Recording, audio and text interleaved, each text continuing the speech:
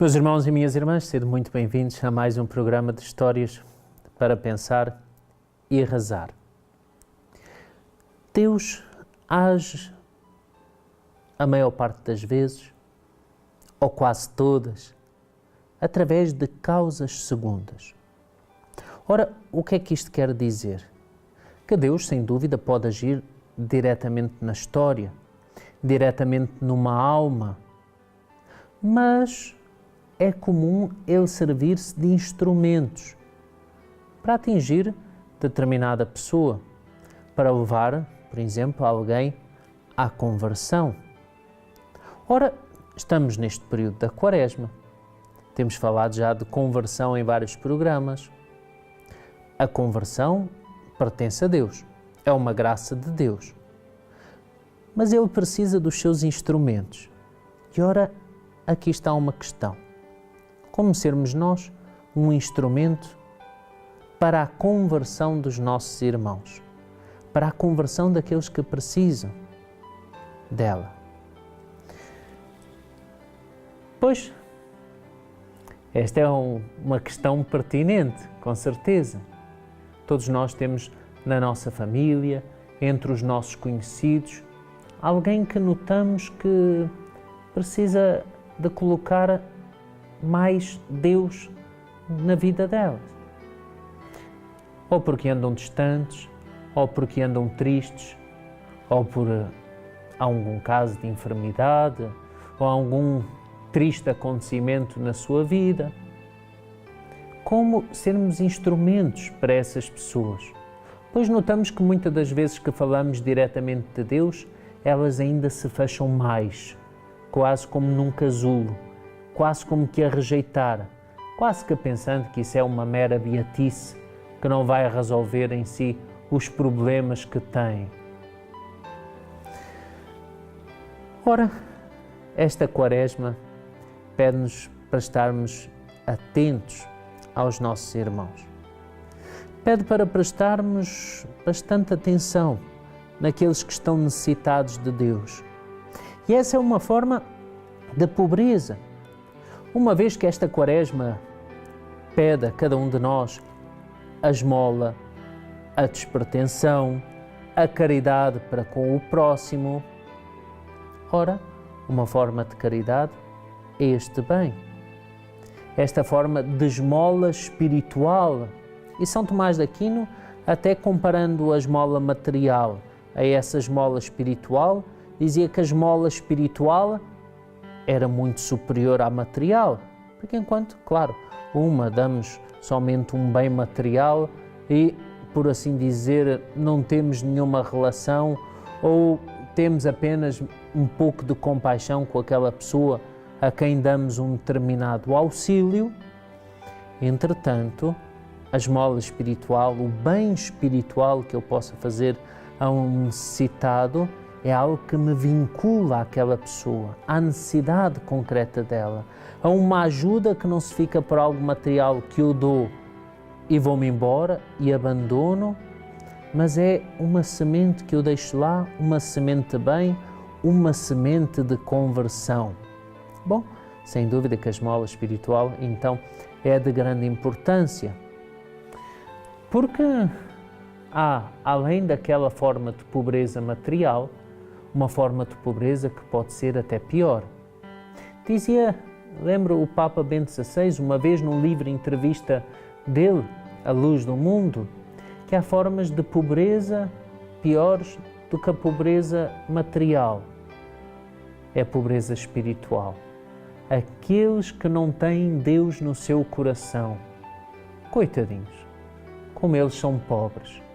É uma forma de pobreza provavelmente muito pior do que a outra, porque quantos às vezes não têm os bens materiais, mas vivem felizes.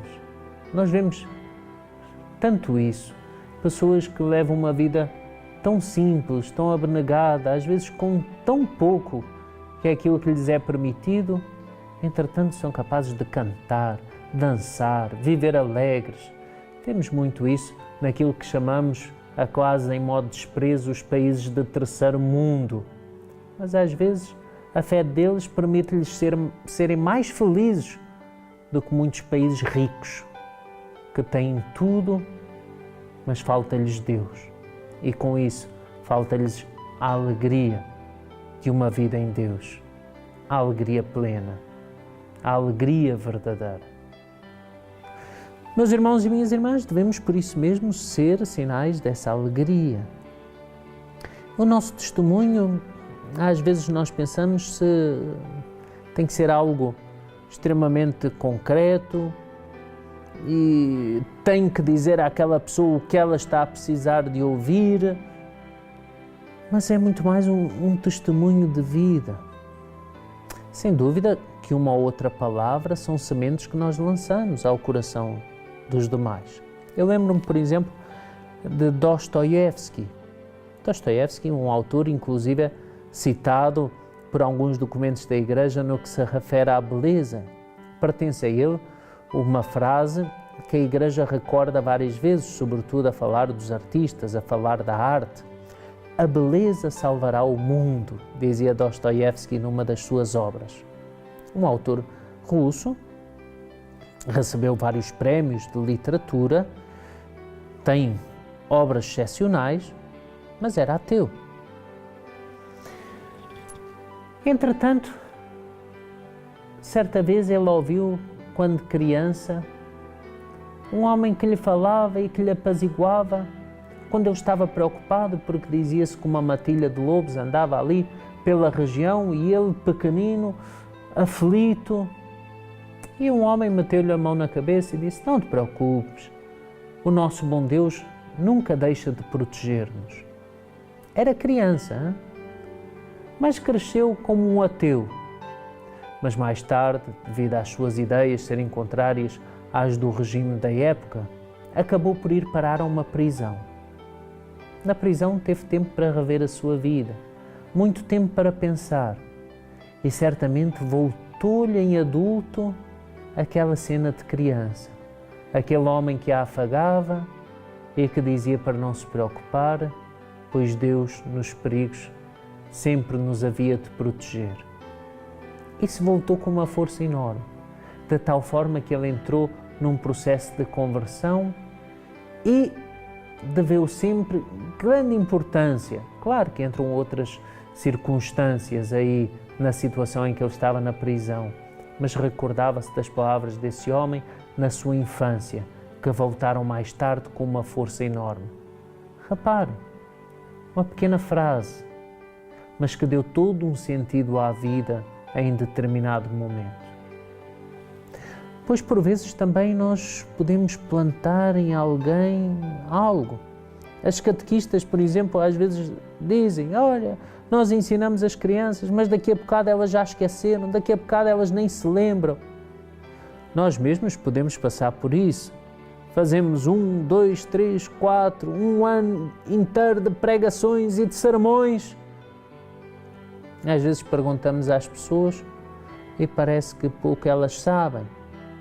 Uma outra historinha lembram, hein? Que as pessoas que gostam das historinhas dizem que às vezes a doutrina foi-se embora, mas a historinha fica. É uma das vantagens da historinha. Mas às vezes os sermões, aquilo que escutaram da palavra, esquecem-se. Mas uma coisa é certa. Há um momento na nossa vida em que, por exemplo, temos que tomar uma decisão e aquilo de certa forma volta. E se calhar entre escolher um caminho errado e um caminho certo, algo daquilo que nós escutamos, das orações que rezamos, das leituras da palavra de Deus que ouvimos, volta, ainda que parcialmente, e vai nos ajudar a escolher o melhor rumo da nossa vida. Mas vejam o que é a importância de plantarmos pela palavra, mas sem dúvida pelo exemplo. Que as palavras, como dizia o Padre António Vieira, o vento já as leva. É fundamental os exemplos. E como cristãos, podemos e devemos constituir sempre um bom exemplo. E devemos penitenciar-nos nesta Quaresma, pelas vezes que, em vez de sermos exemplo, escandalizamos e depois ouvimos aquelas frases: para quê ir à igreja? Há alguns que estão lá fazem pior ou são piores do que outros que não vão. É sempre uma desculpinha, nós sabemos, pois o bom é inimigo do ótimo e quem diz isso, no fundo, é uma desculpinha para não ir à igreja, porque se ela quiser ser boazinha, não tem as graças para ser ótima. Pode ser boa, mas santa, certamente já será mais difícil. Toda a religião necessita de uma prática também. Bom, claro que pode ser uma desculpa, mas vejam a questão do escândalo, como pode fazer com que alguns irmãos nossos deixem de praticar a sua fé. Por outro lado, a importância do bom exemplo, naquelas pessoas que podem ter os cristãos como referência de vida. Ora, mais do que nunca, sabendo que até estamos numa geração da imagem, ora aí a televisão, olha as imagens, os livros de banda desenhada, a imagem, a internet, olha mesmo a importância da rádio, que se for preciso passamos mais tempo a ouvir a rádio do que propriamente a dedicar-nos a um livro, a ler. Somos uma geração assim de experiências televisivas, de experiências radiofónicas, de experiências pela internet, de experiências pela imagem. Ora, a importância de sermos nós uma verdadeira imagem de Deus. Não só porque o somos criados à sua imagem e semelhança, mas sê-lo depois, concretamente na nossa vida. Pois a imagem já somos, mas a semelhança é um chamado, um chamamento que nós temos, ao qual devemos aproximar e assemelhar mais cada dia da nossa vida. E isso depende de cada um de nós. Meu Senhor e meu Deus, que eu possa ser um exemplo para os meus irmãos. Eu sei que muitas das vezes eu não constituo um exemplo para os demais, quer seja pelas minhas atitudes, quer seja pelas minhas palavras. Ajudai-me, Senhor, a nunca escandalizar. Ajudai-me que através da minha palavra, e ainda que eu fosse mudo, através dos meus gestos e dos meus exemplos, possa sempre ser um sinal, possa sempre ser um exemplo, possa sempre ser uma referência para aquele nosso irmão e para aquela nossa irmã que não tem Deus no coração. Amém? Amém. Até ao próximo programa, se Deus quiser.